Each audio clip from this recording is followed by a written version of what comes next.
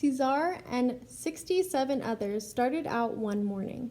Their first obstacle was the Delano police force, 30 of whose members locked arms to prevent the group from crossing the street. After 3 hours of arguing in public, the chief of police backed down. Joyous marchers headed north under the sizzling sun. Their rallying cry was "Si se puede," or "Yes, it can be done." The first night they reached Ucor, the marchers slept outside the tiny cabins of the only person who would welcome them.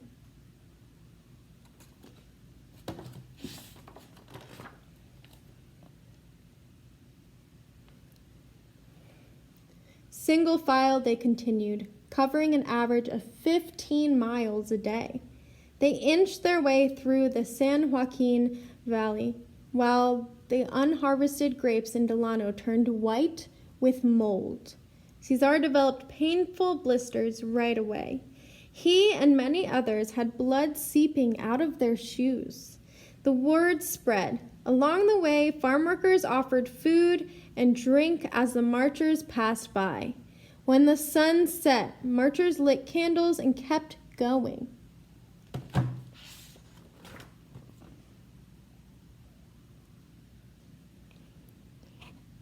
Shelter was no longer a problem. Supporters began welcoming them each night with feasts. Every night was a rally. "Our pilgrimage is the match," one speaker shouted, "that will light our cause for all farm workers to see what is happening here." Another cried, "We seek our basic, God-given rights as human beings. Viva la causa!" Eager supporters would keep the marchers up half the night, talking about change. Every morning, the line of marchers swelled, Cesar always in the lead.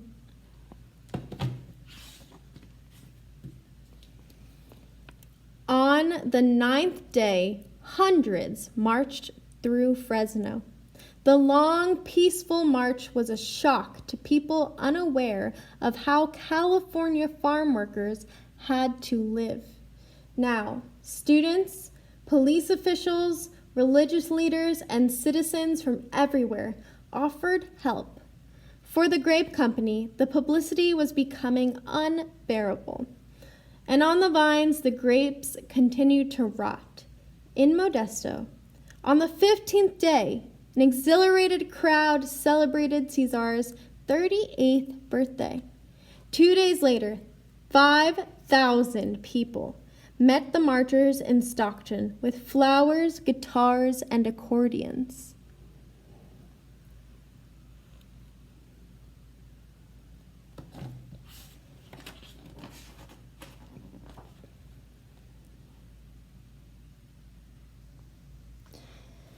That evening, Cesar received a message that he was sure was a prank.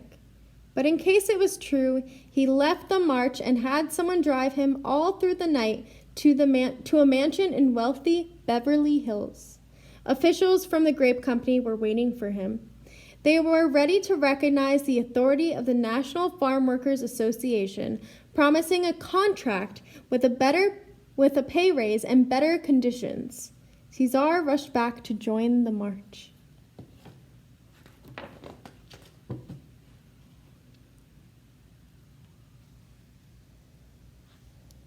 On Easter Sunday, when the marchers arrived in Sacramento, the parade was 10,000 people strong.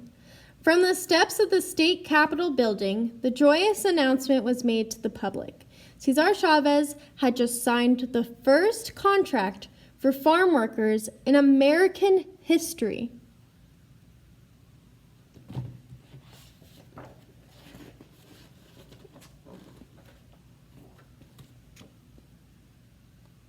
I love these illustrations. The parade erupted into a giant fiesta. Crowds swarmed the steps, some people cheering, many weeping. Prancing horses carried men in mariachi outfits. Everyone sang and waved flowers or flags. They made a place of honor for the 57 marchers who had walked the entire journey. It's crazy. Speaker after speaker, addressing the audience in Spanish and in English, took the microphone. "You cannot close your eyes and your ears to us any longer," cried one. "You cannot pretend that we do not exist." The crowd celebrated until the sky was full of stars.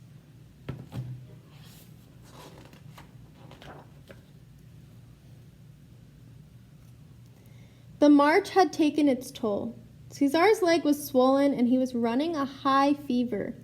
Gently, he reminded everyone that the battle was not over.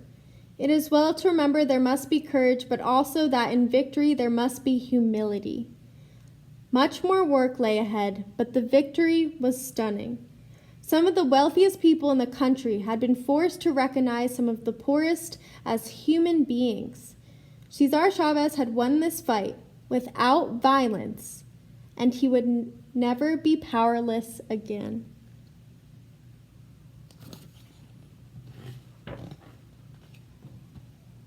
And then this is the author's note. Cesar Chavez was born near Yuma, Arizona in 1927. Before he founded the National Farm Workers Association, workers had no way to protect themselves. They had the longest hours, lowest wages, harshest conditions, shortest lifespans, and least power of any group of workers in America. "We had never thought," Chavez said, "that we could actually have any say in our lives. We were poor, and we knew it, and we were beyond helping ourselves." After the walk to Sacramento, the longest protest march in U.S. history, Chavez was known to many as a hero. To show his continuing commitment to La Causa, he would occasionally stop eating. His hunger strikes would attract publicity from around the world. Flying black eagles began to be printed on grape boxes from the few companies that offered contracts, and much of the public learned to avoid the others. It took 5 years of fasting by Chavez, of jail for him and other leaders, of marches, picketing, and bargaining before most of the largest Delano grape growers gave in. Millions of pounds of grapes had rotted, costing growers more than $25 million. It was the first successful agricultural strike in U.S. history. Contracts promised better wages, health insurance, and other safeguards. 45 minutes after he signed the last of the grape contracts, Chavez was organizing a strike of lettuce workers elsewhere in California. Putting in 18-hour days, always on the move, he won many more fights on behalf of migrants, including the banning of the short-handled hoe, the cause of permanent back injury to thousands of workers. Y'all, Miss Bellish has been talking all day. It's hard for her to read. Chavez credited his mother's teachings as a chief influence. He also took strength from his religious faith, his Mexican heritage, and his heroes, St. Francis of Assisi, Dr. Martin Luther King Jr., leader of the African American Civil Rights Movement, and Mahatma Gandhi, who led the nonviolent fight for India's independence from Great Britain. Chavez's wife, Helen, provided indispensable help, as did his 8 children, other family members, and loyal co-workers. In 1993, after a hunger strike lasting 36 days, Chavez never fully regained his strength. He died in his sleep at age 66. A crowd many times larger than the one that had greeted him in Sacramento attended his funeral in Delano. Chavez was, and is, controversial, especially among those resistant to change. He had many enemies and received constant death threats. Even today, some argue about him and his goals, and others have forgotten him or have never heard of him. But many continue to see him as a hero. For his utter sincerity, his belief that peaceful dedication to a cause is more effective than force, and his self-sacrifice in the face of overwhelming odds. The end.